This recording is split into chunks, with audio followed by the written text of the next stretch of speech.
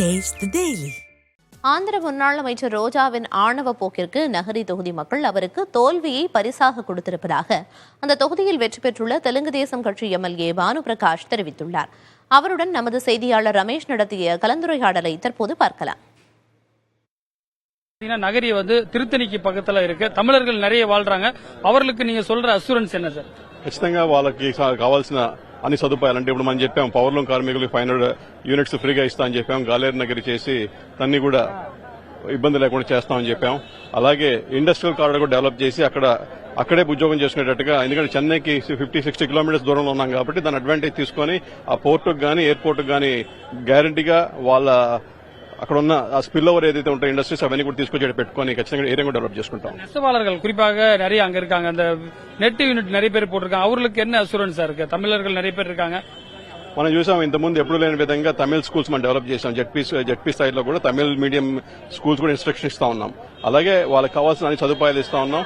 వాళ్ళకి కావాల్సిన వెసులుబాట్లు కూడా చేస్తాం. మనం 2 முறை எம்எல்ஏவாக இருந்த ரோஜா அமைச்சராக இருந்தார். அந்த தொகுதிக்கு ஏதாவது நல்லது செஞ்சிருக்காங்களா సార్?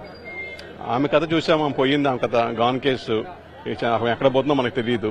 ఇంకా భవిష్యత్తు ఆమె చూసుకోవాల్సిందే. ஹாட்ரிக் வெற்றி பெறுவோம்னு சொல்லி நிறைய பிரச்சாரம் பண்ணிட்டு இருந்தாங்க. தோல்வி காரணம் என்னவா இருக்கும் சார்? డెఫినెట్ గా ఆమె చేసిన అరాచకం గానీ, అక్రమాలు గానీ, దోపిడీలు గానీ అవన్నీ కూలంకుషంగా ప్రజలు తీర్పులో చూపించారు. మేము ఎట్టి పరిస్థితుల్లో ఇలాంటి మేము సహించాం, ఖచ్చితంగా వాళ్ళని తరిమి కొడతామని చెప్పి వాళ్ళ ప్రతి ఓటుతో కూడా వాళ్ళు చేసి చూపించారు. அவங்க தமிழ்நாடு சிஎம் எல்லாம் கூட பார்த்து பேசினாங்க. தமிழ் கவர்மெண்டோட சில சேர்ந்து பண்ண அந்த மாதிரி வாய்ப்பு வந்தா நீங்களும் பேசுவீங்களா தமிழ்நாடு గవర్నమెంటోட?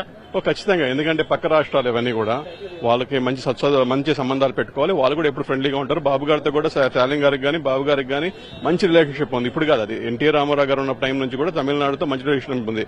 మనం తెలుగు గంగా అంటే చెన్నైకి వాటర్ ఇస్తున్న స్టేట్ మనం.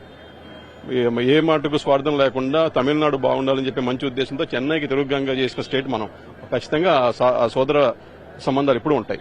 పవన్ కళ్యాణ్ ప్రచారం ఎంత அளவுக்கு హెల్ప్ఫుల్ இருந்தது సార్? పవన్ కళ్యాణ్ డెఫినెట్ గా ఆయన పెద్ద ఫ్యాక్టర్. ఎందుకంటే నిస్వార్థంగా ఆయన ముందుకు వచ్చి ఖచ్చితంగా రాష్ట్ర ఇంట్రెస్ట్ పైన పెట్టి ఇవాళ ఇంత విజయాన్ని చేకూర్చడానికి సహకారం చేశారు. ఆయనకు పెద్ద ధన్యవాదాలు. பல்வேறு விஷயங்கள் குறித்து நம்மிடம் பகிர்ந்திருக்கார் புதிய தலைமுறைக்காக ஒளிப்பதிவாளர் மதுவுடன் செய்தியாளர் ரமேஷ்.